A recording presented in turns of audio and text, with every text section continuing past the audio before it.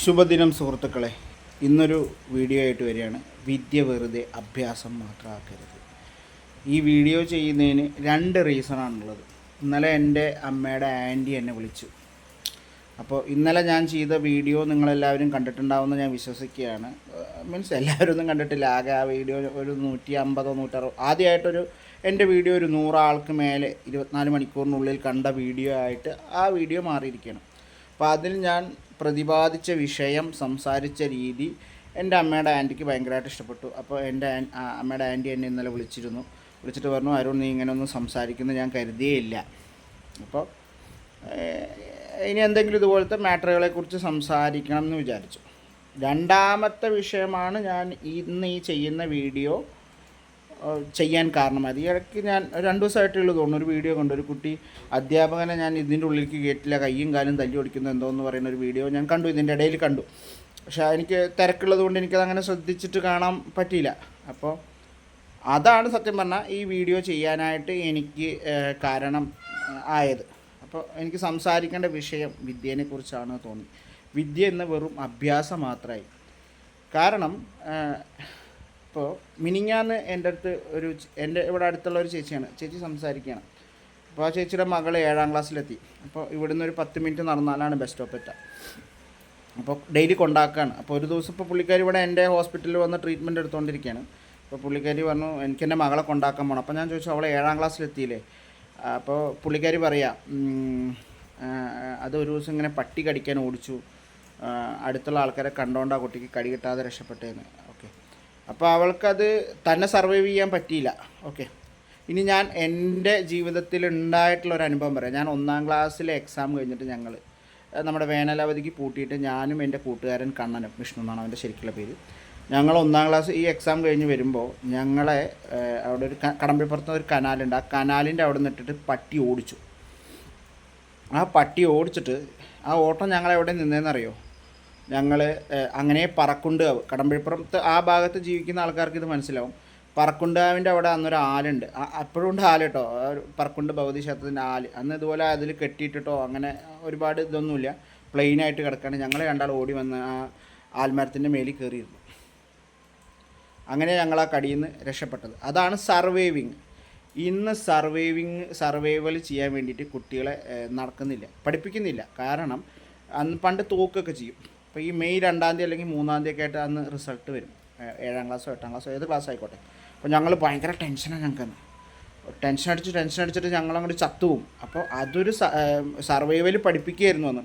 ഇന്ന് എല്ലാവരും ഓൾ പാസ്സാണെന്നാണ് എനിക്ക് തോന്നുന്നത്. അപ്പോൾ കുട്ടികൾക്ക് സർവൈവൽ ചെയ്യാൻ മറ്റേ നമ്മൾ ചെറുപ്പം തൊട്ടേ ഈ സർവൈവ് ചെയ്തിട്ടാണ് പോണത്. ഈ 1ാം ക്ലാസ് തോക്കുന്നവരുണ്ട്, 2ാം ക്ലാസ് തോക്കുന്നവരുണ്ട്. അപ്പോൾ അതൊക്കെ കുട്ടികളുടെ മനസ്സിനെ കരുത്താക്കുകയാണ് ചെറുപ്പം തൊട്ടേ ചെയ്യുന്നത്, അല്ലേ? കാരണം അവൻ തോൽവികളെ നേരിടാൻ പഠിക്കുകയാണ്. ഇന്നിപ്പോൾ 10ാം ക്ലാസ്സിലോ അല്ലെങ്കിൽ വിചാരിച്ച മാർക്ക് കിട്ടിയില്ല എന്ന് പറഞ്ഞിട്ട് കുട്ടികൾ ആത്മഹത്യ ചെയ്യുന്നത് എന്തുകൊണ്ടാണ്? കാരണം കുട്ടികളെ സർവൈവ് ചെയ്യാൻ പഠിപ്പിക്കുന്നില്ലെന്ന്. മറ്റേത് ചെറുപ്പം തൊട്ടേ സർവൈവ് ചെയ്ത് പോരുകയാണ്. പിന്നെ ഇപ്പോൾ കുട്ടികളെ അമിതമായിട്ട് പഠിപ്പിക്കുക, അങ്ങ് പഠിക്കുക എന്നുള്ള പ്രഷർ താങ്ങാൻ പറ്റുന്നില്ല കുട്ടികൾക്ക്. കാരണം ഇപ്പോൾ ഈവൻ വീട്ടിൽ നിന്നാവാം അല്ലെങ്കിൽ സ്കൂളിൽ നിന്നാവാം, അങ്ങനെ പല സ്ഥലത്തും ഈ പ്രഷർ ഇന്ന് കുട്ടികൾ ഭയങ്കരമായിട്ട് ഈ പ്രഷറിൽ ഈ ഒരു പ്രഷർ കുക്കറിലാണ് ഇന്നത്തെ വിദ്യാർത്ഥികളുടെ ജീവിതം. ഞാൻ ഒക്കെ പഠിച്ചിരുന്നത് 4ാം ക്ലാസ്സിൽ പഠിക്കുമ്പോഴാണ് ആദ്യമായിട്ട് ABCD ഒക്കെ എഴുതി പഠിച്ചത്. മനസ്സിലായില്ലേ? എന്നിട്ട് നമുക്ക് ആർക്കെങ്കിലും ഇന്ന് എന്തെങ്കിലും അറിയാതെ ഉണ്ടോ? എൻ്റെ കൂടെ ഞാനൊന്നും അത്ര വലിയ നിലയിലെത്തിയില്ല, ഒരു സാധാരണക്കാരനാണ്. പക്ഷേ ഇതേപോലെ പഠിച്ച ഒരുപാട് പേരാണ് ഇന്ന് ഈ ഉയർന്ന നിലകളിലിരിക്കുന്ന ആൾക്കാർ. പിന്നെ എന്തുകൊണ്ട് തുമ്പികളെ കൊണ്ട് കല്ലെടുപ്പിക്കുന്നു? ഈ LKGയിലും UKGയും തൊട്ടിട്ട് എന്തിന് അവർ കളിക്കേണ്ട പ്രായമാണ്. അറ്റ്ലീസ്റ്റ് ആ സമയത്തെങ്കിലും അവർ എന്തിന് വേനലവധി? ഇപ്പോൾ 2 മാസം ഇപ്പോഴത്തെ നമ്മുടെ കാലാവസ്ഥ വെച്ചിട്ട് കളിക്കാൻ പറ്റില്ല, അത് വേറെ വിഷയം. പക്ഷേ അതൊക്കെ ഞങ്ങളൊക്കെ ഈ ഈ പഠിത്തം പറഞ്ഞാൽ നമ്മുടെ ബ്രെയിനൊക്കെ അതിനനുസരിച്ച് വികസിക്കണം. അപ്പോൾ ഈ മറ്റേ ഈ മൊബൈലിൽ ഇരുന്നിട്ട് ഗെയിം കളിച്ചാൽ മാത്രം പോരാ, ഇറങ്ങി എനർജറ്റിക് ആവണം, ആരോഗ്യം ഉണ്ടാവണം കുട്ടികൾക്ക്. അതില്ല, ഇന്നത്തെ കുട്ടികൾക്കൊന്നുമില്ല. കാരണം ഇറങ്ങി നമ്മുടെ ശരീരം അധ്വാനിച്ചിട്ട് ക്രിക്കറ്റ് കളിക്കുക, ഫുട്ബോൾ കളിക്കുക, ഇങ്ങനെയൊക്കെ ചെയ്യുമ്പോഴാണ് നമ്മുടെ ബ്രെയിനൊക്കെ നന്നായി വികസിച്ച് നമുക്ക് ശാരീരികമായിട്ട് ആരോഗ്യം ഉണ്ടാവുള്ളൂ. അതൊന്നും ഇന്നത്തെ കുട്ടികൾക്ക് കിട്ടുന്നില്ല കേട്ടോ. ഈ വിദ്യ വെറും അഭ്യാസം മാത്രമാക്കി. അതായത് എൻ്റെ കൂട്ടുകാരൻ്റെ മകൻ എഞ്ചിനീയറാണ്, നീയും എഞ്ചിനീയർ ആവണം, അങ്ങനെ ഒരു മെൻറ്റാലിറ്റിയിലോട്ട് ഇന്നത്തെ ലൈഫ് മാറി. ഒരിക്കലും കുട്ടികൾ അവരവരുടെ ഇഷ്ടത്തിന് പഠിക്കാൻ പറഞ്ഞില്ല. ഇനി എൻ്റെ കാര്യം തന്നെ പറയാം. ഈവൺ എൻ്റെ ആഗ്രഹം എന്ന് പറഞ്ഞാൽ എനിക്ക് +2 കഴിഞ്ഞ് BSc സ്റ്റാറ്റി പോയിട്ട് MSc സ്റ്റാറ്റി എടുത്ത് സ്റ്റാറ്റി മാഷാവണമെന്നായിരുന്നു. അതിന് കാരണം എന്നെ +1 +2 പഠിപ്പിച്ച എൻ്റെ മാസ്റ്റർ വിജയകുമാർ മാഷ്. പുള്ളിക്കാരൻ ഇങ്ങനെ നമ്മുടെ മറ്റേ ബോർഡിൽ എഴുതി കഴിഞ്ഞ് കഴിഞ്ഞാൽ നമുക്ക് മനസ്സിലാവും. പിന്നെ അത് വേറെ പഠിക്കേണ്ട ആവശ്യമില്ല. സ്റ്റാറ്റി എന്ന് പറഞ്ഞാൽ ഭയങ്കര ടഫായ ഒരു വിഷയമാണ്. ഞാൻ ആ സബ്ജക്റ്റ് പാസ്സായിട്ടുണ്ട്. ഇനി ഈവൺ പരീക്ഷ എഴുതുമ്പോഴും പാസ്സാവുമായിരുന്നു. കാരണം പുള്ളിക്കാരൻ്റെ പഠന ശൈലിയാണ്, മീൻസ് നമ്മളെ പഠിപ്പിക്കുന്ന ആ രീതിയാണ് എന്നെ ആകർഷിച്ചത്. അപ്പോൾ അതുകൊണ്ടാണ് എനിക്ക് അങ്ങനെ ഒരു ആഗ്രഹം വന്നത്. പക്ഷേ എൻ്റെ അച്ഛൻ സമ്മതിച്ചില്ല. +2 കഴിഞ്ഞപ്പോഴേക്കും ഞാൻ എൻ്റെ ആഗ്രഹം വഴി എന്നെ വിടാൻ സമ്മതിച്ചില്ല. അതിൻ്റെ ഫ്രസ്ട്രേഷൻ എനിക്ക് ഒരു കാലം വരെ ഉണ്ടായിരുന്നു. ഇപ്പം ഇല്ല കേട്ടോ. അതേപോലെ തന്നെ ഇപ്പോൾ എൻ്റെ ഇവിടെ അടുത്ത വീട്ടിൽ, മീൻസ് എനിക്ക് പരിചയമുള്ളൊരു കുട്ടി, പുള്ളിക്കാരിക്ക് വക്കീൽ പഠിക്കണം എന്നാണ് ആഗ്രഹം. പക്ഷേ അവളെ അതിന് വിട്ടിട്ടില്ല. വീട്ടുകാരാണോ ഇനിയിപ്പോൾ അവളുടെ തീരുമാനമാണോ എന്തുകൊണ്ട് ആ വഴിക്ക് പോയി എന്ന് നമുക്കറിയില്ല. കാരണം നമുക്ക് അത്ര പേഴ്സണലി അടുപ്പമില്ല. പക്ഷെ അതായിരുന്നു പഠിക്കാൻ ആഗ്രഹം എന്ന് പറഞ്ഞു. എല്ലാ രക്ഷിതാക്കളും മനസ്സിലാക്കേണ്ട ആദ്യത്തെ കാര്യമുണ്ട്. എന്താണോ നിങ്ങളുടെ കുട്ടിക്ക് അറിവുള്ളത്, അല്ലെങ്കിൽ എന്തിനാണോ അവന് താല്പര്യമുള്ളത്, അതിലേ അവൻ സക്സസ് ആവുള്ളൂ. അതിലവൻ തന്നെ സക്സസ് ആയിക്കോളും. കാരണം അവൻ ഇഷ്ടപ്പെട്ട പരിപാടിയാണ്. അവൻ അത് ഇഷ്ടപ്പെട്ട് അതിലൊരു മൊഹബത്ത് ഉണ്ടായിട്ട് ചെയ്യുമ്പോൾ തന്നെ സക്സസ്സിലേക്ക് എത്തിക്കോളും. മനസ്സിലായില്ലേ? നമ്മൾ നിർബന്ധിച്ച് വരുന്ന കാര്യത്തിൽ ഒരു പക്ഷേ അവന് സക്സസ് ആവാൻ സാധിക്കായിരിക്കും. പക്ഷേ എങ്കിലും കാലങ്ങൾ കഴിഞ്ഞു ഉള്ളിൻ്റെ ഉള്ളിലൊരു ഫ്രസ്ട്രേഷൻ ഉണ്ടാവും. ഇഷ്ടപ്പെട്ട ജോലി ചെയ്യാൻ പറ്റാത്തതിൻ്റെ, അല്ലെങ്കിൽ ഇഷ്ടപ്പെട്ടത് ചെയ്യാൻ പറ്റാത്തതിന് ഫ്രസ്ട്രേഷൻ ഉണ്ട്. എനിക്കുണ്ടായിട്ടുണ്ട് ഒരു കാലഘട്ടത്തിൽ. ഞാൻ അതും പേറിയായിരുന്നു നടന്നിരുന്നത്. ഇപ്പം ഞാൻ അത്തരം ഇല്ല. പക്ഷെ ഞാൻ ചെയ്യുന്ന ജോലി ഞാൻ പ്രണയിച്ച് ചെയ്യാൻ തുടങ്ങി. എനിക്ക് ആദ്യം ഞാൻ ചെയ്യുന്ന ജോലി ഞാൻ പ്രണയിച്ചിട്ടല്ലായിരുന്നു ചെയ്തിരുന്നത്.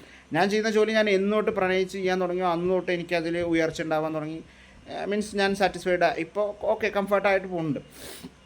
അപ്പം നമ്മൾ എന്താണോ ഭാവിയിലോട്ട് പഠിക്കാൻ തീരുമാനിക്കുന്നത് അല്ലെങ്കിൽ ചെയ്യാൻ തീരുമാനിക്കുന്നത്, അതിലേക്കൊരു മൊഹബത്ത് വരണം. ഈ അഭ്യാസമായപ്പോൾ ഇതൊന്നും ഇപ്പം നടക്കുന്നില്ല. വിദ്യയൊക്കെ വെറും അഭ്യാസമാണ്. ആദ്യം നമ്മുടെ കുട്ടികളെ മൂത്തവരെ ബഹുമാനിക്കാൻ പഠിപ്പിക്കണം. പല കാര്യങ്ങൾ പഠിപ്പിക്കാറുണ്ട്. ഇന്നത്തെ കുട്ടികൾ ഒന്നും അറിയില്ല. ഈവൺ സെക്സ് എഡ്യൂക്കേഷൻ കൊടുക്കണം എന്ന് പറയണ്ടല്ലോ, അതുപോലും കൊടുക്കണം. ചെറുപ്പം തൊട്ടേ കുട്ടികൾക്ക് കൊടുക്കണം. സ്ത്രീകൾക്ക് താല്പര്യമില്ലെങ്കിൽ അവരെ തുടരുത്. അത് ഈവൺ ഭാര്യയാണെങ്കിൽ പോലും. അതാണ് കേട്ടോ ഞാൻ ഉദ്ദേശിച്ച സെക്സ് എഡ്യൂക്കേഷൻ. അതായത് സ്ത്രീകളെ ബഹുമാനിക്കാൻ പഠിപ്പിക്കണം. അതേപോലെ ആണുങ്ങളെയും ബഹുമാനിക്കണം കേട്ടോ. ആണുങ്ങൾക്കും അവരുടേതായ ഇതുണ്ട്. ഇക്വാലിറ്റി എല്ലായിടത്തും വേണം.